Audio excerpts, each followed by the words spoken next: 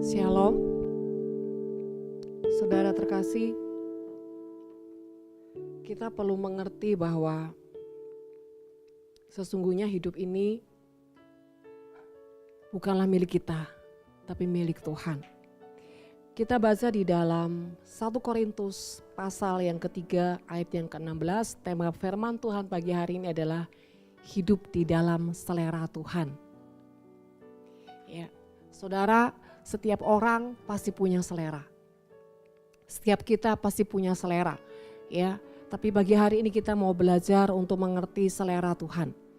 Kita baca di dalam 1 Korintus pasal 3 ayat 16 dikatakan, "Tidak tahukah kamu bahwa kamu adalah bait Allah dan bahwa Roh Allah diam di dalam kamu?" Saudara sekali katakan bahwa ya, tidak tahukah kamu bahwa kamu adalah bait Allah dan bahwa Roh Allah diam di dalam kamu. Saudara, kita perlu menyadari bahwa pertama adalah tubuh ini adalah bait Allah. Ya, kalau kita tahu tubuh ini adalah bait Allah, berarti kita sadar bahwa kita harus menjaga hidup ini setiap hari. Ya, kita harus memelihara hidup ini setiap hari karena hidup ini adalah milik Tuhan, bukan milik kita lagi. Bahkan saudara terkasih, seringkali kita tidak menyadari bahwa bahkan setiap apapun yang kita bawa dalam hidup ini setiap hari, saudara, bahkan lifestyle kita sadar bahwa seringkali itu bukan menjadi selera Tuhan, tapi selera kita. Bahkan cara kita datang di hadapan Tuhan, cara kita memberi kepada Tuhan, bahkan segala aspek hidup kita, ya, seringkali tidak menjadi selera Tuhan. Ya, padahal kita sadar bahwa hidup ini sudah menjadi milik Tuhan. Kalau hidup ini sudah menjadi milik Tuhan, berarti segala apapun itu harus menjadi seleranya Tuhan. Ya, saudara terkasih, kita perlu menyadari kalau kita ini mengabdi dengan Tuhan, kita menjadi hamba Tuhan, tentu saja semua yang kita lakukan harus menjadi seleranya dan menjadi kehendak Dia, bukan menjadi kehendak kita. Nah, tapi saudara, faktanya kita sering kali yang kita jalani hidup menurut kita, kemauan kita, selera kita, saudara. Sama sekali bahkan hampir-hampir mungkin tidak ada unsur-unsur Tuhan. Ya, saudara. Dan seringkali juga saya mengingatkan, kenapa saudara? Karena itulah kehidupan yang saya lewati setiap hari. Artinya semua yang kita lakukan yang kelihatannya rohani, saudara, belum pasti atau belum menentukan bahwa itu kita sudah sejalan dengan Tuhan, kita sudah melakukan seperti yang Tuhan mau. Contoh, kalau kita bangun pagi, kita bersekutu dengan Tuhan, kita baca firman Tuhan, kita mungkin juga menyembah Tuhan, saudara ya. Nah, apakah kita pastikan bahwa apa yang kita lakukan itu sudah menjadi selera dan warnanya Tuhan? Nah, saudara terkasih, ingat ya, manusia ini habitnya adalah pertumbuhan. Ya, mungkin pada saat waktu kita bayi rohani, ya kita akan lakukan menurut pemikiran kita, ya, menurut yang kita mengerti, yang kita tahu. Tapi berjalannya waktu, saudara, kita semakin menjadi orang yang lebih mengerti, lebih dewasa, bahkan kita lebih apa ya? Intinya lebih paham tentang berjalan dengan Tuhan. Nah, intinya gini, kalau kita ini bergaul dengan Tuhan, ya secara logika kita akan semakin serupa dengan Tuhan. Ya. Kalau kita bergaul dengan si A, kita akan menjadi serupa dengan si A. Ya. Tidak mungkin tidak. Jadi saudara terkasih, tapi faktanya banyak orang ini tetap doa pagi, tetap baca firman, nyembah, saudara, bahkan seringkali saya katakan melayani Tuhan. Tapi yang seringkali Tuhan itu bicara pada saya adalah tetap selera kita, lifestyle kita, gaya hidup kita, apapun itu sangat jauh dari Tuhan. Ya, saudara, pagi hari ini kita belajar ya, bagaimana kita hidup menjadi seperti seleranya Tuhan. Kenapa sih? Ada banyak keuntungan saudara ketika kita menjadi seperti selera Tuhan. Ya, saudara, sejujurnya Tuhan tuh seringkali bilang begini, kalau aku di dalam engkau, engkau di dalam aku. Harusnya tidak perlu menjadi orang yang harus berjuang untuk sesuatu yang ilahi gitu. Karena apa?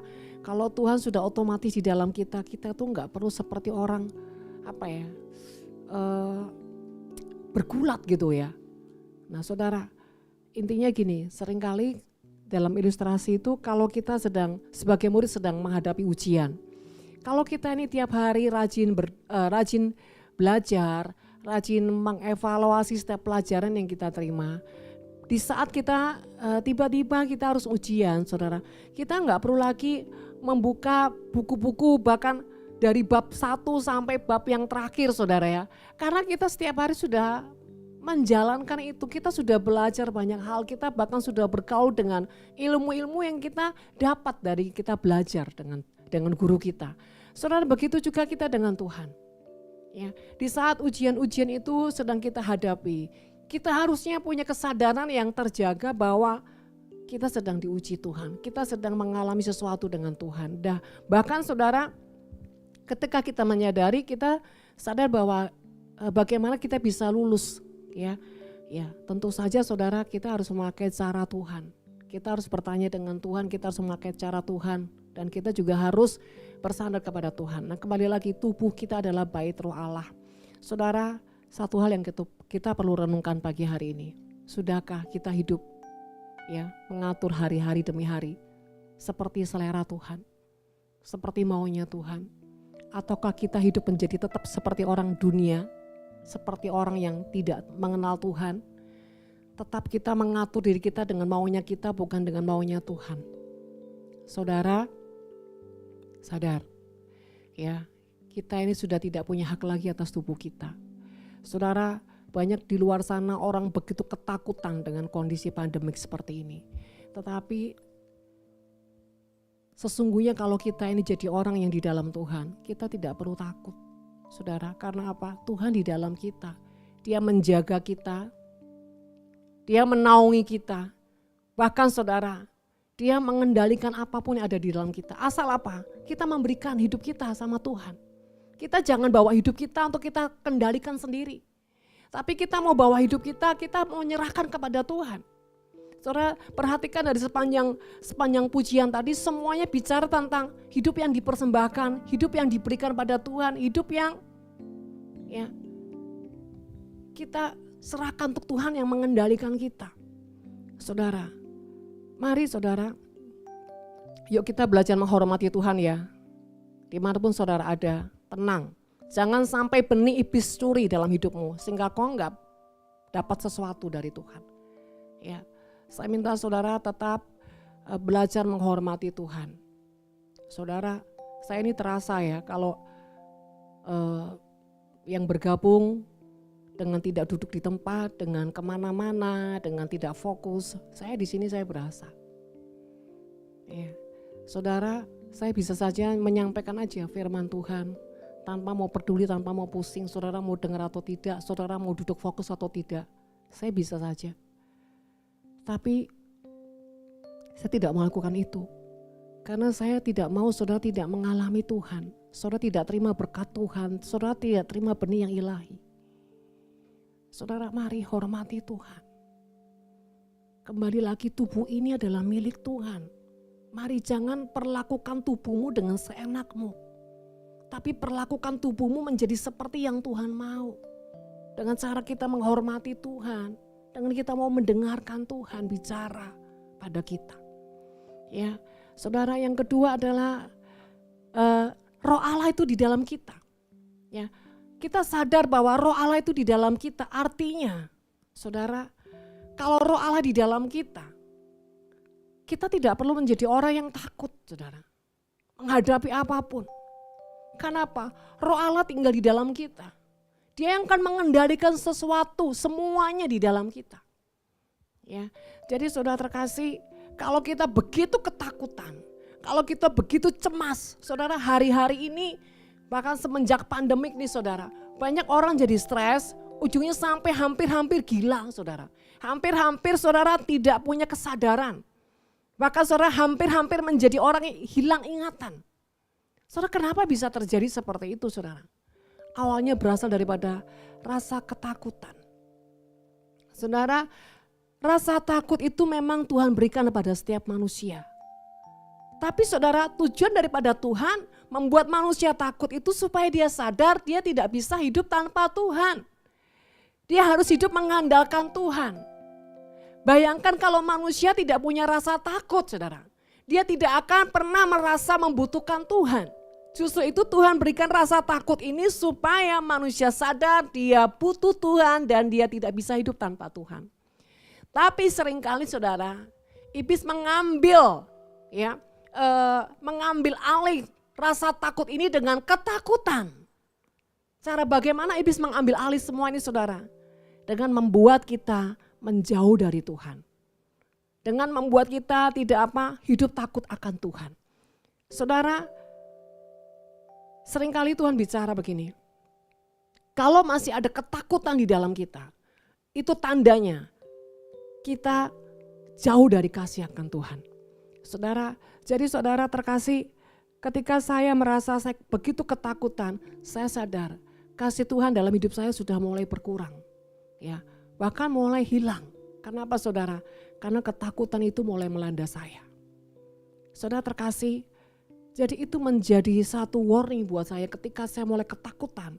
Saya di situ juga langsung disadarkan, berarti tidak ada Tuhan di dalam saya.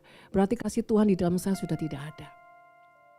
Tapi kalau saya takut, saudara, ya hanya takut dan saya sadar saya perlu Tuhan. Itu dari Tuhan. Tapi kalau kita mulai dikuasai ketakutan, ya takut nggak kawin saudara, takut nggak diberkati, berarti tidak ada Tuhan di hati kita. Saudara ingat ya, kita harus punya tolak ukur dalam hidup ini. Kalau ketakutan sudah menguasai hati kita, bahkan buat kita stres saudara, itu artinya tidak ada kasih Tuhan di dalam kita. Karena kasih Tuhan itu mengalahkan ketakutan. Jadi kalau ada kasih Tuhan di dalam kita, kita tidak akan pernah punya ketakutan saudara. Tapi yang ada adalah takut akan Tuhan. Nah saudara, Roh Allah ada di dalam kita. Berarti apa saudara? Dia akan mengerjakan hal-hal yang tidak pernah bisa kita kerjakan. Saudara, banyak orang stres karena dia nggak tahu harus bagaimana. Dia sudah kehilangan akal, dia sudah tidak tahu harus lakukan apa. Saudara terkasih, seringkali yang menjadi perenungan saya adalah supaya saya tidak membuat iblis punya celah dalam hidup saya. Saya punya prinsip bahwa saya hanya lakukan yang bisa saya lakukan. Yang tidak bisa saya lakukan berarti itu menjadi bagian Tuhan, bukan bagian saya. Sehingga apa saya berhenti. Untuk apa? Saya tahu di mana saya harus memilah-milah apa yang harus saya lakukan dengan apa yang tidak saya lakukan. Nah, saudara terkasih dalam nama Tuhan, kembali lagi sadarilah bahwa tubuh ini adalah milik Tuhan. Artinya apa? Setiap hari belajar. Apa yang menjadi kelakuanmu, apa yang menjadi ketindakanmu, apa yang menjadi keputusanmu, semua harus berdasarkan apa yang menjadi kehendak Tuhan. Saudara, bahkan caramu beribadah, caramu menyembah Tuhan harus menjadi apa yang menjadi keinginan Tuhan. Saudara terkasih, bagaimana kita bisa mengerti keinginan Tuhan?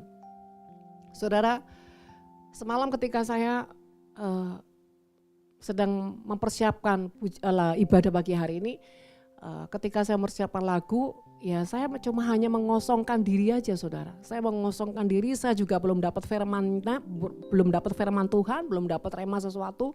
Tapi ketika saya memuji Tuhan dengan mempersiapkan lagu-lagu yang kita tadi nyanyikan, di situ saya mulai menangkap, kok lagunya ini semua ya, gitu loh ya. Berarti firman Tuhan pasti maunya tentang persembahan. Saudara, sampai tadi malam saudara, jam 11:30 gitu, saya tetap tanya Tuhan. Sambil saya berbaring, saya bilang Tuhan mau bicara apa, Tuhan mau bicara apa. Nah saudara terkasih, dan sehingga Tuhan berikan ayat ini, misteri ini. Tidak tahukah kamu bahwa kamu adalah bait Allah dan bahwa Roh Allah itu diam di dalam kamu. Saudara, artinya di situ saya mengerti bahwa saya harus menyampaikan ini buat kita semua. Saudara, hari-hari ke depan tidak akan lebih mudah, akan lebih susah, bahkan akan lebih mengerikan. Jadi Saudara, supaya bagaimana kita menjadi orang yang hidup menggenapi firman Tuhan, hidup menggenapi Mazmur 91, hidup menggenapi Mazmur 23. Saudara, kita harus menyerahkan hidup ini kepada Tuhan. Sadari hidup kita bukanlah kita lagi, tapi Kristus yang ada di dalam kita. Artinya apa? Jangan memutuskan kau mau lakukan apapun dengan keputusanmu, tapi menjadi keputusan Tuhan. Yang kedua, roh Tuhan itu ada di dalam kita. Jadi jangan terlalu takut, saudara. Biarkan roh Tuhan itu yang bergerak, menguasai dan mengendalikan kita. Jangan mau-maunya kita, saudara. Ya, jangan mau-maunya kita. Biarkan Tuhan yang bergerak. Ya, saya ceritakan kenapa tadi ketika saya mempersiapkan ibadah. Ya, karena saya ingin menyaksikan seperti itu juga saya bagaimana mempersilahkan Tuhan untuk beracara. Jadi saya tidak berpikir, oh nyanyi ini ya, siapkan lagu ini ya, enggak.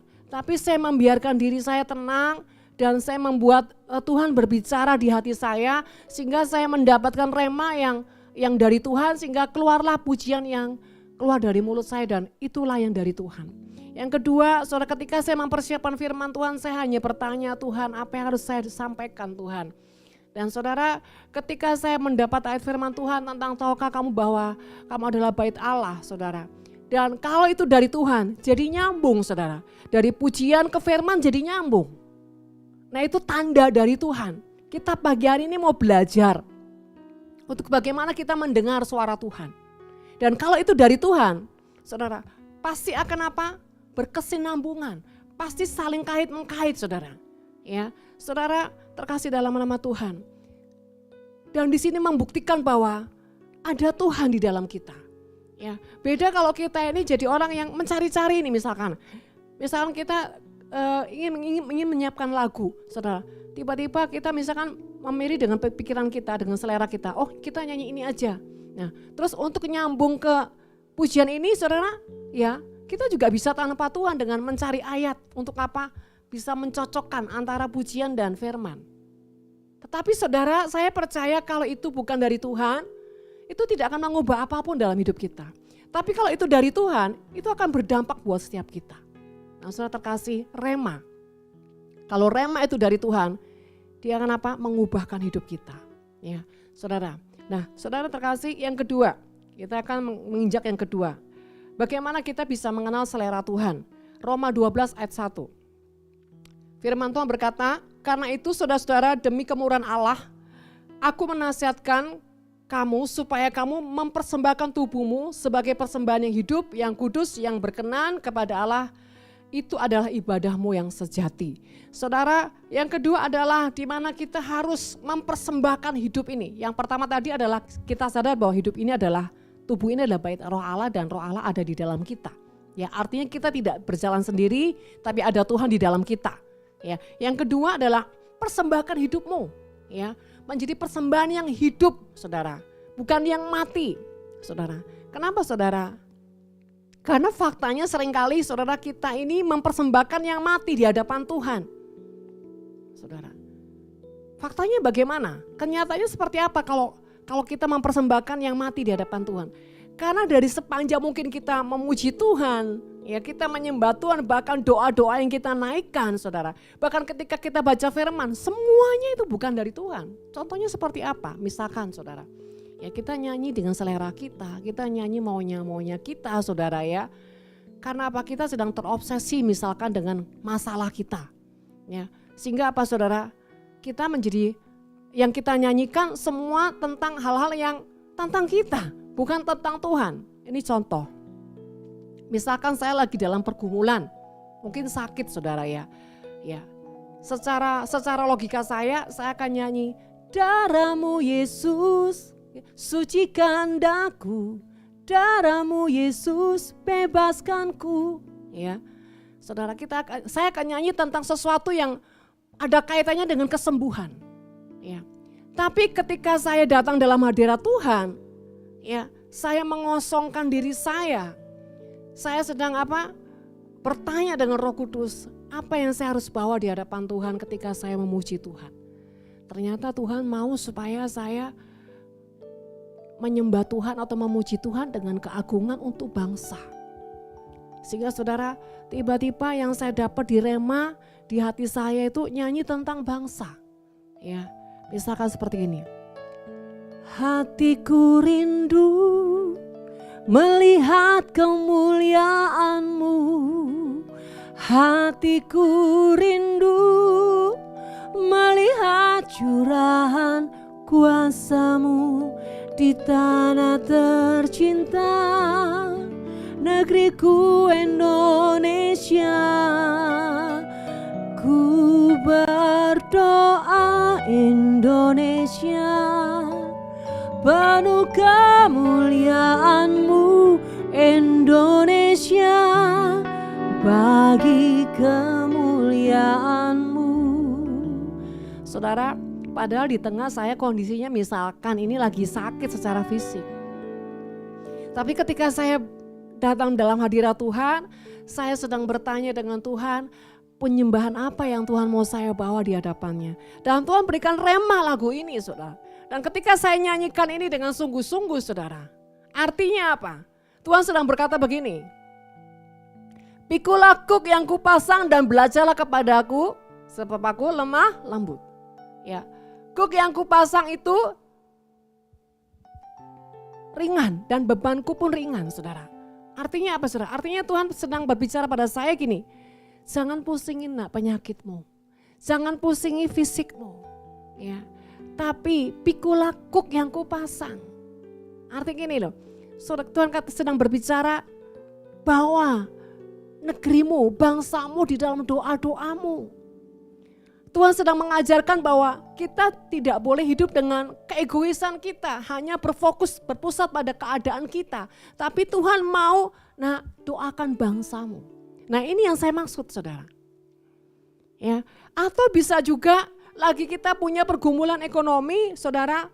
Tapi tiba-tiba ketika kita naik dalam hadirat Tuhan, Tuhan mau kita apa? Berdoa buat orang lain. Ya, berdoa buat orang yang sedang sakit-sakit COVID, saudara. Nah, saudara terkasih, sehingga kita nyanyi, biar belas kasihan-Mu Bapa penuhi hati kami, curahkan kuasa Roh Kudus, api kemuliaan-Mu membawa hati yang rindu untuk melayani-Mu sampai seluruh negeri ini, sampai seluruh bumi ini dipenuhi api kemuliaan-Mu. Di tengah pujian, di tengah penyembahan kita sedang mendeklarasikan kesembuhan orang-orang yang kena COVID. Tuhan sembuhkan orang-orang yang kena COVID. Biar bilur-bilur-Mu darah Yesus menyembuhkan setiap mereka yang sedang mengalami Tuhan sakit, Tuhan. Saudara, kita mendeklarasikan mereka supaya ada kesembuhan, ada belas kasih Tuhan, ada pemulihan. Nah, saudara terkasih, itulah yang menjadi selera Tuhan. Nah, saudara terkasih, persembahan hidupmu, tubuhmu yang hidup, artinya apa? Ada kehidupan, ada roh Tuhan. Ya saudara, tanda-tanda kita punya kehidupan itu, saudara, ada roh Tuhan di dalam setiap doa kita, di setiap pujian kita, di setiap penyembahan kita, saudara. Untuk apa? Memberkati orang lain, memberkati lingkungan kita, memberkati kota kita, memberkati bangsa kita, bahkan bangsa-bangsa. Itu persembahan yang hidup, saudara. Ya, saudara terkasih, bukan persembahan yang mati. Dan dikatakan yang berkenan. Ya saudara, yang berkenan itu artinya, saudara, hidup yang kudus, artinya hidup yang tidak kompromi dengan dosa. Ya, hidup yang berani mengambil keputusan, hidup benar di hadapan Tuhan, tidak lagi kompromi dengan dosa, kompromi dengan hal-hal yang najis, yang porno, ya saudara, yang jahat, yang ya semua yang tidak berkenan di hadapan Tuhan, kita mau lepaskan itu, saudara. Saudara, Hari-hari ini banyak orang yang terus minta dukungan doa saudara karena ekonomi, karena penyakit, karena problem, karena pekerjaan, karena banyak hal. Saudara, bahkan ada orang-orang yang begitu depresi, bahkan hampir-hampir saudara ingin mengakhiri hidupnya. Saudara, seringkali saya berkata begini, yang kamu doakan bukan masalahmu. Yang harus kau doakan adalah pribadimu, jiwamu. Karena apa? Untuk apa kau doakan masalahmu? Katakanlah kalau Tuhan sudah sembuhkan engkau. Memangnya ketika engkau menjadi sembuh, engkau akan bertobat. Engkau akan kembali ke Tuhan. Apakah kau bisa memastikan keadaanmu akan lebih baik? Atau ketika engkau sudah dipulihkan, sudah diberkati, apakah kau berani memastikan bahwa hidupmu akan lebih baik? Saudara terkasih, seringkali saya mengingatkan buat banyak anak-anak Tuhan. Ketika kau mengalami masalah dan pergumulan yang begitu berat, ya, terlebih yang pertama adalah evaluasi hidup. Evaluasi hidupmu. Kenapa aku harus lewati ini? Kenapa Tuhan izinkan kau lewati ini? Apakah ada yang salah dalam hidup saya? Saudara, jangan minta tiba-tiba Tuhan membereskan masalah. Jangan minta tiba-tiba Tuhan hanya menyembuhkan sakit. Bukan tidak boleh, boleh. Tapi ingatlah ketika Tuhan mengizinkan sesuatu terjadi, itu Tuhan sedang ingin berbicara buat setiap kita, ingin menyadarkan kita. Nah saudara, kalau kita tidak sadar dengan kondisi kita, ya percuma saudara. Ya, berkat atau pertolongan atau kesembuhan yang sedang Tuhan berikan kepada kita, ujungnya membuat kita tetap jauh dari Tuhan. Tapi permasalahannya adalah bagaimana kita menjadi orang yang dipulihkan dulu saudara. Dipulihkan dan kembali kepada Tuhan dan secara otomatis yang lainnya akan dipulihkan. Nah saudara terkasih, persembahan yang kudus. Ya, berapa banyak saudara kita ini tidak bisa menjadi orang yang mau berkorban untuk Tuhan. Contoh saudara ya, semalam waktu saya mau tidur gitu, Tuhan tuh sudah mengingatkan saya, Roh Kudus sudah ingatkan saya, siapkan dulu bajunya untuk besok gitu ya saudara. Nah saudara, kalau kita ini ya terbiasa hidup dengan Tuhan, detil-detil apapun itu Tuhan pasti akan bicara sama kita. Bahkan dalam hal pakaian pun saudara ya, Tuhan tuh mau saya persiapkan dulu supaya apa? Supaya besok gak buka lemari terus lagi mikir lagi mau pakai baju apa ya. Karena tuh buang waktu dan akan makan waktu saudara. Atau jadi orang yang akhirnya sembarangan gitu loh. Nah saudara terkasih, ketika Tuhan ingatkan itu sudah jam 12 lebih gitu ya. Secara daging saya bilang, aduh besok aja Tuhan ya gitu. Tapi saudara, ketika Tuhan bilang, ayo siapkan. Mau pakai yang mana saudara? Saudara terkasih, dan ketika saya sedang bertanya sama Tuhan, Tuhan mau saya pakai yang mana? Saudara, saya membiasakan apa yang saya pakai itu benar-benar menjadi selera Tuhan, ya. Apapun itu, saudara. Nah, saudara, ketika saya bertanya Tuhan, saya buka lemari, Tuhan bilang enggak di situ. Ya, akhirnya intinya Tuhan saya mau pakai apa yang saya pakai pagi hari ini. Saudara terkasih, itu contoh kecil, ya. Di mana kita ini menjaga tentang kekudusan. Artinya apa sih saudara? Mungkin bagi orang yang pada umumnya gini, kudus itu artinya tidak berzina, ya, tidak berbuat cabul atau berbuat memfitnah atau apapun. Saudara, untuk orang-orang yang sudah hidup di dalam ruang kudus Tuhan, ya, tidak lagi di pelataran ya saudara ya, tidak lagi di halaman, tapi yang di ruang kudus Tuhan itu orang-orang yang dewasa. Ketika kita ini mendengar suara Tuhan, ketika kita ini mendapat mandat Tuhan, kita tidak meresponi atau kita menunda, itu juga artinya tidak menjaga kekudusan Tuhan. Ya saudara, ya seperti Musa. Musa itu dilarang apa saudara? Marah, ya. Tapi Musa marah saudara. Nah itu Tuhan katakan engkau menodai kekudusanku. Saudara terkasih, jadi kembali lagi selera Tuhan. Kalau kita mengasihi pribadi Tuhan, kita akan ikuti yang menjadi seleranya Dia. Ya, dalam hal berpakaian, dalam hal bertutur kata, dalam hal bersikap, saudara. Ya, Saya sejujurnya saudara dalam bulan-bulan ini ada banyak hal yang membebat hati saya. Sampai kadang-kadang saya tuh seperti kehilangan sukacita. Ya, untuk senyum pun rasanya berat gitu ya. Nah, saudara terkasih, satu kali Tuhan tuh bilang seperti ini sama saya. Kenapa hatimu menjadi marah? Gitu ya. Saudara, dan saya berusaha tidak marah gitu ya. Saya berusaha tidak marah, saudara. Dan saya berusaha untuk belajar untuk menyerahkan semua kepada Tuhan gitu saudara. Nah, satu hal juga saudara, ketika saya dalam hal yang kecil-kecil aja saudara, Tuhan tuh menegur gitu ya. Dan ketika Tuhan menegur, ketika saya tidak meresponi saudara, itu juga dikatakan tidak menjaga kekudusan. Ya, intinya gini, jangan buat Tuhan tuh ilfil sama kita, saudara ya. Jangan intinya kita ini jadi orang yang secara misalkan ibadah luar biasa, saudara. Secara lakukan ini itu luar biasa. Tapi seringkali sesuatu yang di dalam ini seringkali enggak tepat atau enggak sesuai dengan seleranya Tuhan, itu juga tidak menjaga kekudusan Tuhan. Misalkan dalam hal misalkan ya ini contoh ketika saya memberi makanan sama seorang gitu ya.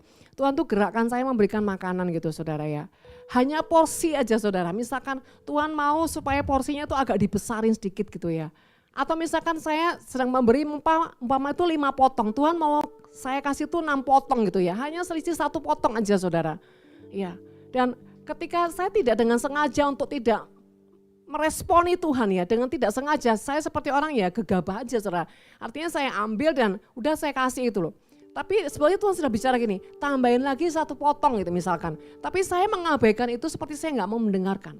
Dan begitu saya tetap melakukannya dan ketika itu sampai di tangan orang saudara, di tangan orang yang saya berikan. Saya tuh merasakan ketika Tuhan tuh tiba-tiba kayak orang bad mood ya, sehingga dia meninggalkan saya. Ya.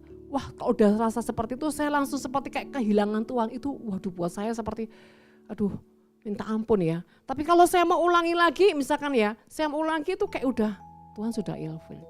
Saudara, saya belajar tentang saya sendiri. Ya. Artinya gini, ketika saya sudah melakukan yang seperti yang Tuhan mau, tapi itu hanya 90% aja tuh saudara, enggak 100%. Ketika Tuhan ada ilfil sedikit aja, buat saya tuh seperti udah kayak rasanya udah kayak kehilangan Tuhan gitu, dan buat saya tuh seperti penyiksaan gitu ya, nggak enak banget gitu loh saudara. Kalau kayak buat Tuhan tuh berduka itu rasanya nggak enak gitu ya. Nah kalau kita udah terbiasa seperti ini saudara, ya ini dinamakan hidup kudus, ya seperti jam kita mau doa aja, Tuhan udah bangun kita, terus kita bilang 5 menit lagi ya Tuhan, ya. Ketika itu tidak seperti yang Tuhan mau gitu saudara. Antara 5 menit 10 menit itu udah buat Tuhan ilfil gitu ya. Buat saya udah kayak waduh enggak tepat ya. Itu pun kalau saya mau bawa ke Tuhan dengan paksa itu akhirnya ya Tuhan mau tapi seperti udah enggak selera lagi gitu loh saudara.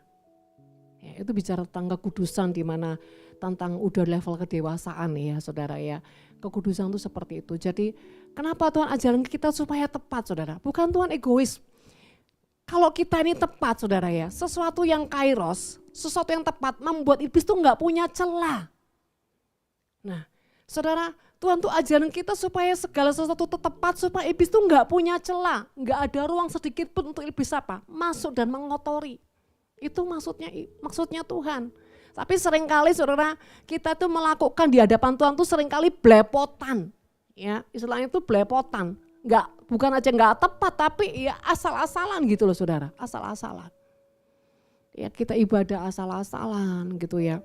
Terus kedua, misalkan saya terbiasa ketika saya itu datang ke hadapan Tuhan gitu ya. Ketika saya masuk menara doa, saya juga nggak mau berpakaian tuh yang compang-camping gitu. Karena saya berusaha belajar menghormati Tuhan.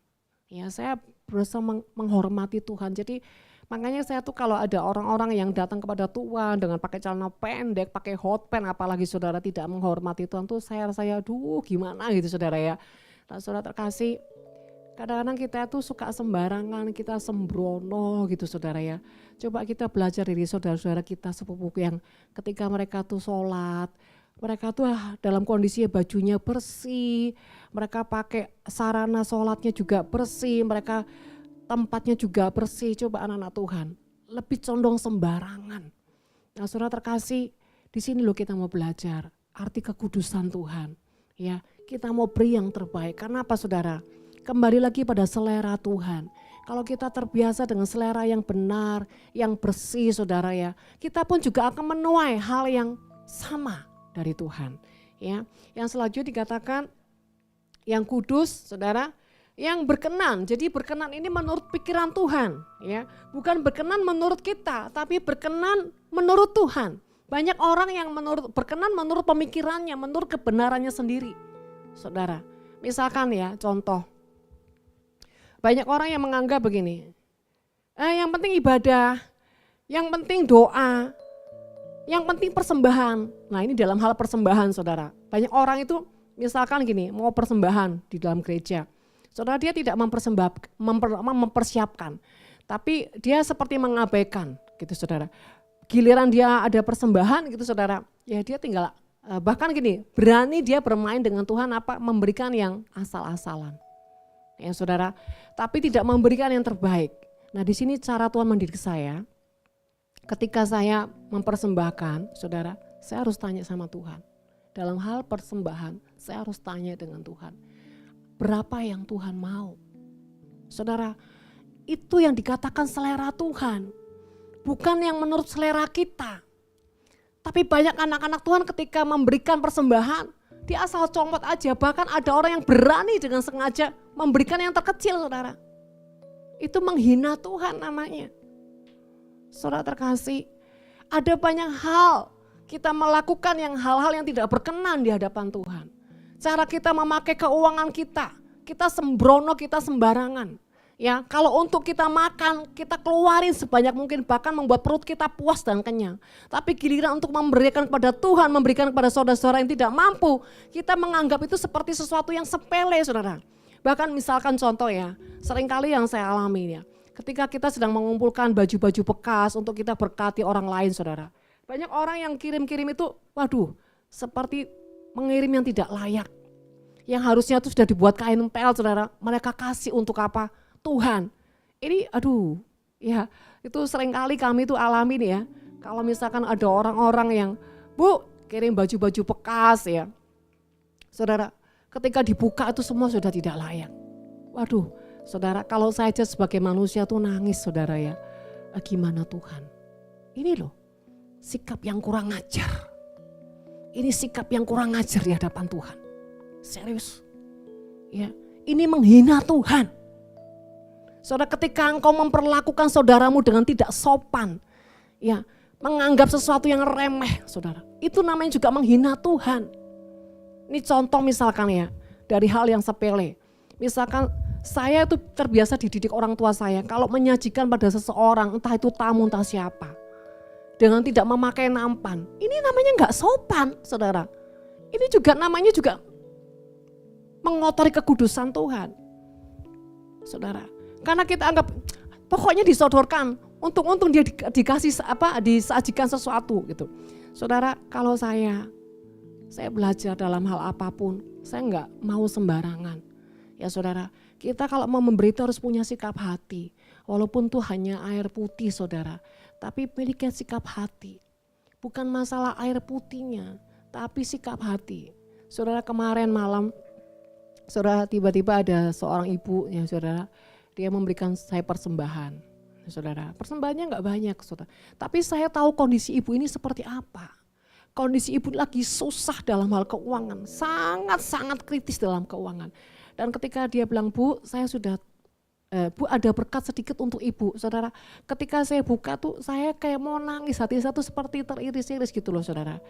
Dan dia bilang gini, cuma sedikit. Saya bilang, Bu, bukan nominalnya yang saya lihat buat saya.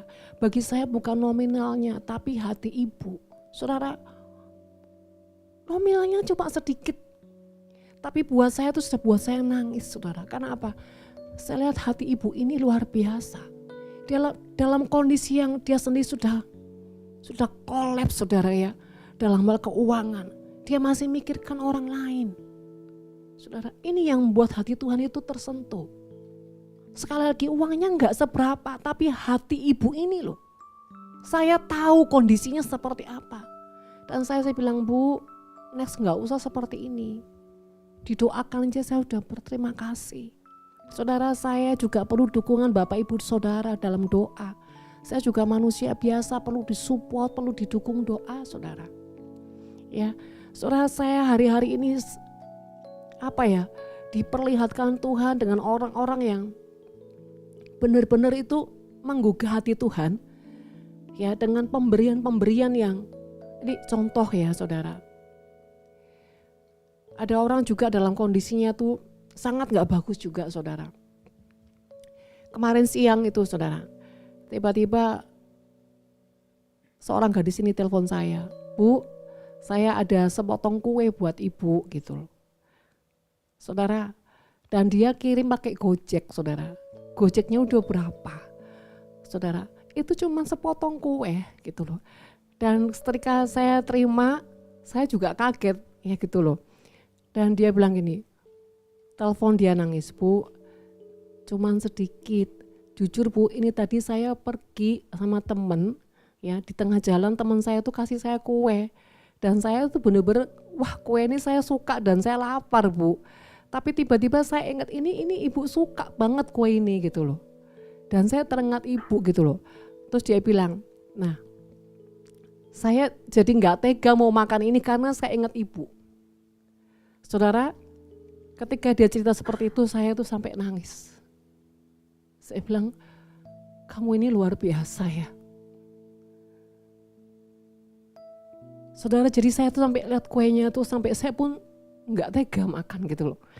Saudara, ini hal kecil ya, tapi inilah yang saya katakan selera Tuhan yang berkenan. Ya, orang-orang yang berani meletakkan korban di tengah-tengah yang dia itu bukan lagi pas-pasan, pailit bahkan kondisi. Ya, saya ini bahkan saya sampai hari ini tetap dididik Tuhan. Ya, berapapun yang Tuhan mau saudara, kalau itu harus dikuras dari tabungan saya akan keluarin. Saya nggak pusing dengan apapun, saudara. Saya nggak takut dengan apapun, saudara. Bahkan ketika semua harus dikuras, saudara, seringkali yang saya alami, saya nangis. Bukan saya nangis sedih, saudara, tapi saya nangis. Saya bersyukur saya dimampukan Tuhan gitu untuk bisa berbagi dengan orang-orang yang kondisinya parah sekali, saudara. Ya, jadi saya bersyukur sampai hari ini di tengah dalam tekanan apapun, Tuhan tuh paksakan saya untuk setia, untuk bisa lakukan ini dan itu, bahkan untuk bisa tabur gitu loh. Mungkin kalau saya ceritakan di keluarga mungkin mereka akan, "Loh mami begini gitu ya saudara." Tapi sering kali itu gini saudara, saya sering ngomong sama Tuhan, "Tuhan, kalau hidupmu aja kau sudah berikan untuk saya, apa artinya semua yang di dunia ini, uang lah, makanan lah, apapun gitu ya saudara, itu gak ada artinya gitu loh." Jadi saudara, hari-hari ini ayo kita belajar lakukan yang berkenan di hadapan Tuhan. Jangan dengan berat hati, tapi dengan tulus hati. Saudara, jangan takut jadi miskin karena kau memberi. Jangan takut menjadi capek karena kau mengasihi saudara. Ya, saya bisa ngomong karena saya lakukan ini.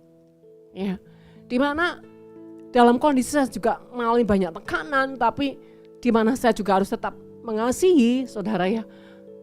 Bahkan bukan cuma mengasihi saudara, tapi bagaimana saya berdoa untuk orang-orang yang buat saya menyakitkan saya gitu saudara.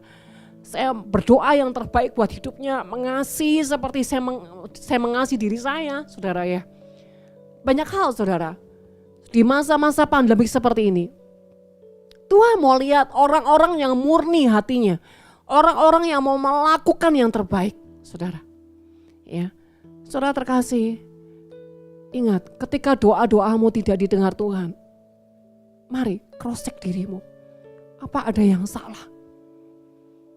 Apa karena selama ini kau jadi orang yang terlalu egois dengan hidupmu sendiri? Yang kedua, apakah engkau jadi orang yang selalu tidak rela melakukan hal yang terbaik? Ya karena cuma takut Tuhan, tapi bukan karena dorongan hati nuranimu. Saudara, saya kasih tahu ya, kalau caramu melakukan cuma karena takut Tuhan, tapi bukan dorongan hati nuranimu. Kalau caramu kau berkorban hanya takut Tuhan, hanya untuk diberkati Tuhan, tapi bukan dorongan hati nuranimu menjadi orang yang suka berkorban, engkau belum punya selera Tuhan. Engkau belum punya selera Tuhan. Yang berkenan, itu tolak ukurnya adalah sesuatu yang kau lepaskan itu sakit. Itu yang berkenan di hadapan Tuhan. Saudara, saya banyak melihat orang-orang masih menggenggam dengan keuangan, menggenggam dengan keegoisan, menggenggam dengan keangkuhan, menggenggam dengan kesombongan. Maaf kata, saudara, Tuhan seringkali begini, di masa pandemi seperti ini pun, anak-anak Tuhan juga masih susah, ya, dicari yang murni itu susah. Mereka masih berbau-bau sampah, daging, kesombongan, keangkuhan. Saudara, bahkan orang-orang yang sama sekali tidak bisa menerima didikan Tuhan, menjadi marah. Saudara terkasih dalam nama Tuhan, mari kita mau mengerti selera Tuhan. Sesuatu yang berkenan kepada Tuhan itu sesuatu yang pasti, ya, sakit saudara.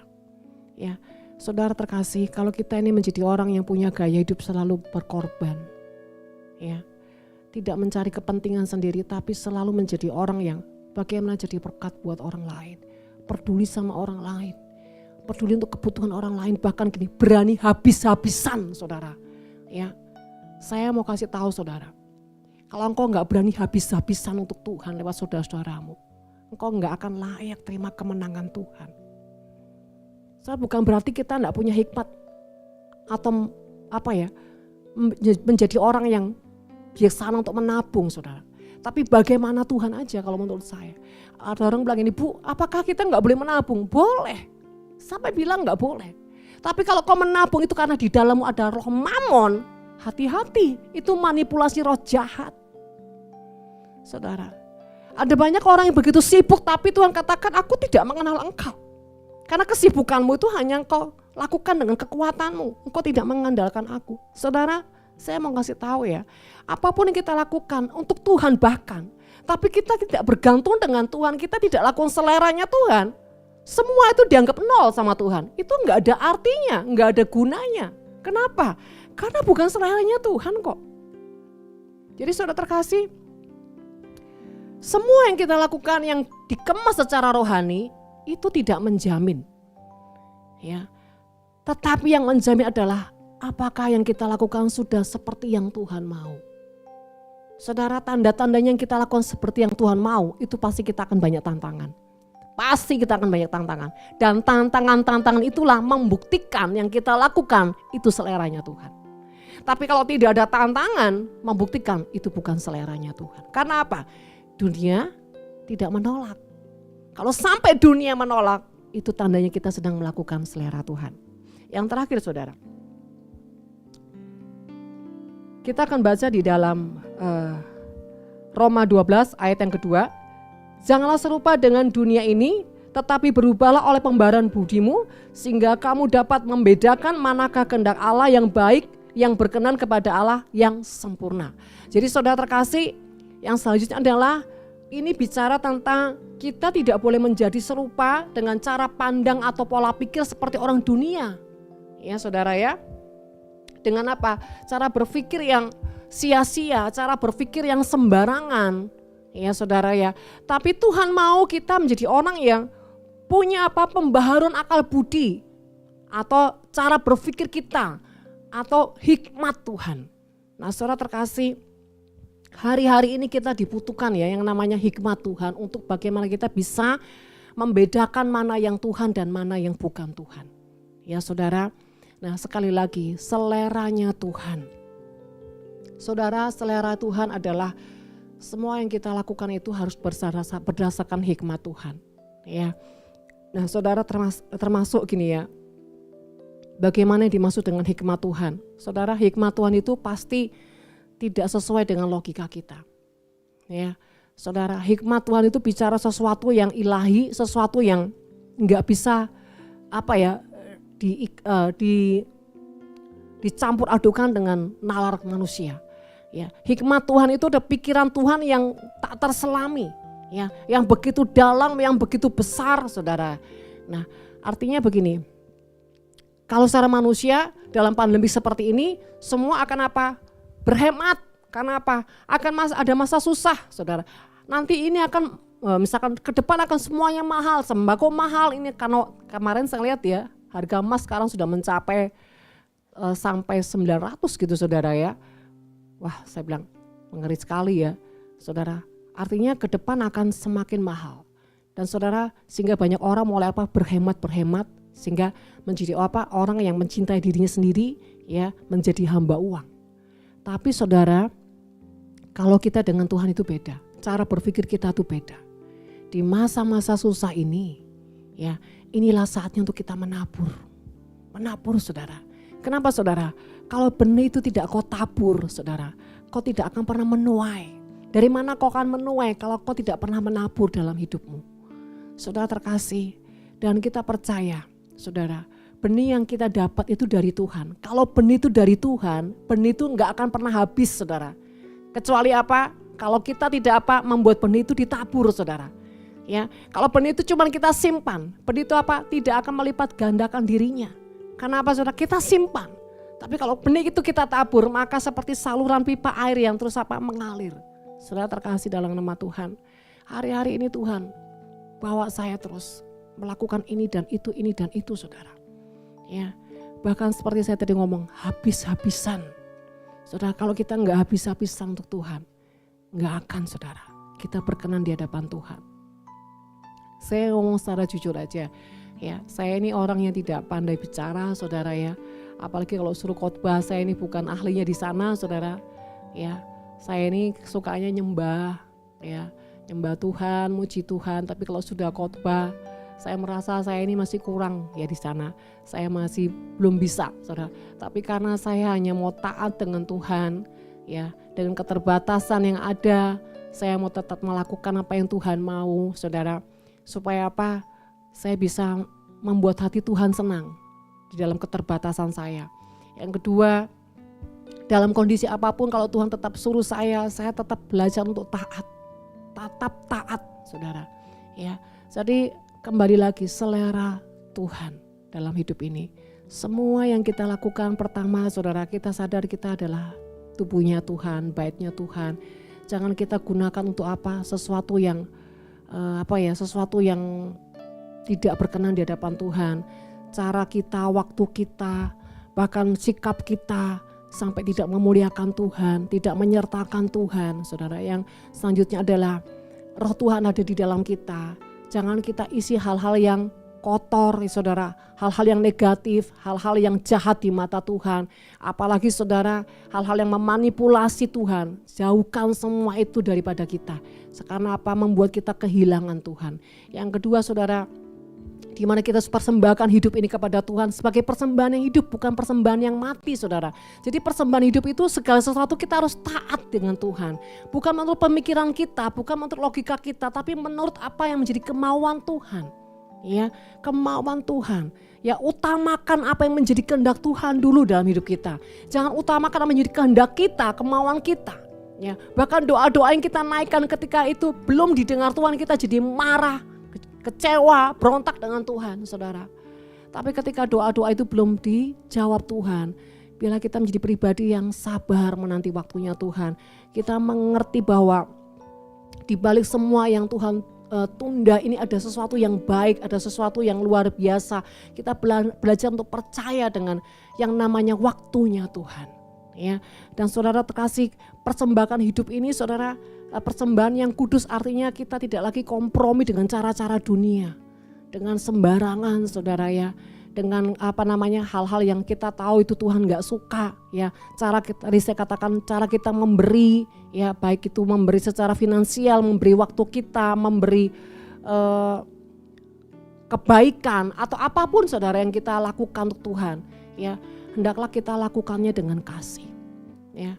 Dan saudara terkasih, persembahan yang hidup itu adalah intinya kalau menjadi selera Tuhan itu semua sifatnya itu harus berdasarkan korban, bukan sedekah saudara. Sedekah itu berarti serelanya kita. Serela kita seberapa itu kita beri. Tapi kalau menjadi selera Tuhan itu selalu letaknya itu korban.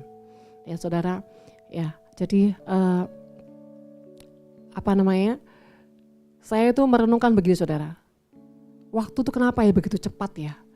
Sekarang seakan-akan setelah saya tuh mengerjakan ini, rasanya ini belum waktunya Pak, belum selesai, udah waktunya habis. Seperti kita tuh dikejar waktu gitu saudara ya. Sampai-sampai saya bilang, Tuhan, waktu tuh begitu cepat sekali ya gitu. Karena saya merasa saya belum ini, tapi waktu udah cepat berjalan. Nah, saudara terkasih dalam nama Tuhan. Artinya di sini ya, kita harus mengerti yang namanya masa dan waktunya. Kalau kita ini pada waktu saat ini kita harus kerja keras, harus banyak meletakkan korban, tapi kita tidak mengerti masa, maka saudara kita juga tidak akan bisa menuai masa penuaian. Kita tidak akan pernah bisa mengalami namanya masa penuaian. Karena apa? Masa menabur kita tidak mengerti. Masa kerja keras kita nggak mengerti, kita santai.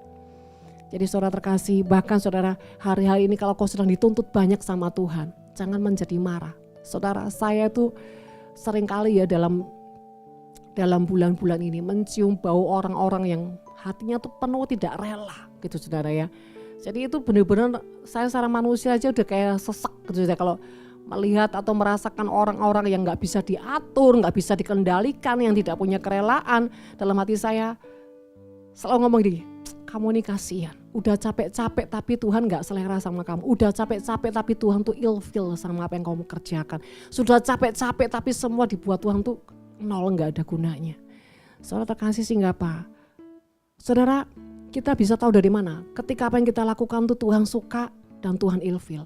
Kalau Tuhan suka, ada sesuatu kita rasakan itu nikmat banget saudara. Bahkan ada satu dampak yang di sekeliling kita tuh menjadi apa ya? Dampaknya itu orang merasa diberkati, orang merasa sukacita di sekeliling kita. Tapi kalau itu yang bukan dari Tuhan dan itu Tuhan tidak merasa kita lakukan sesuatu saudara, ya itu di dalam hati kita tuh semu, bahkan bukan cuma semu saudara, sesuatu yang buat kita tuh nggak enak gitu ya, nggak ada damai, yang ada kemarahan, kebencian, semua kayaknya tuh nggak enak dirasakan. Bahkan tuh kayak tuh sia-sia. Ya, mari saudara uji apa yang kau lakukan hari-hari ini. Apakah itu berkenan sama Tuhan atau tidak? Ya, jangan sampai udah capek tapi ujungnya Tuhan bilang, aku tidak mengenal engkau hai si pembuat kejahatan. Ngeri sekali saudara. Ya, saudara, dan juga gini, di dalam kondisi kadang-kadang udah letih ya. Ketika saya harus memfollow up seseorang, harus konseling seseorang, itu pun Tuhan tuntut saya untuk punya benar-benar integritas, benar-benar punya kasih, nggak sekedar jawab, nggak sekedar cuma jawab chatting, benar-benar dari hati, benar-benar tanya sama Tuhan, saudara. Jadi benar-benar tubuh, jiwa dan roh ini benar-benar dipersembahkan, benar-benar diletakkan, bahkan diberikan korban yang terbaik, saudara. Intinya gini, kalau saya sedang follow up orang itu, saya pastikan orang ini benar-benar, saudara, ya, mengalami Tuhan, mendapatkan satu kepuasan dari Tuhan, ya. Jadi kenapa saudara terkasih? Karena kita ini jangan menabur setiap kesemuan dalam hidup, tapi menjadi sesuatu yang benar-benar kita mau menuai yang terbaik. Ya, jadi Bapak Ibu Saudara terkasih, ada banyak hal yang kita bisa lakukan yang bisa menggugah hatinya Tuhan, membuat Tuhan menangis. Seperti saya katakan tadi, ada seorang yang sepotong roti saudara kecil, dan ketika itu sampai di tangan saya tuh nangis saudara ya. Dia bilang, bayangin dia dalam kondisi yang tidak punya duit, dia lapar saudara, dan kue itu menjadi kesukaan dia. Dia hanya teringat saudara pada saya, dia sampai rela kirim itu dengan di packing yang bagus sekali saudara ya. Saya sampai saya bilang, saya percaya itu karena hati ya.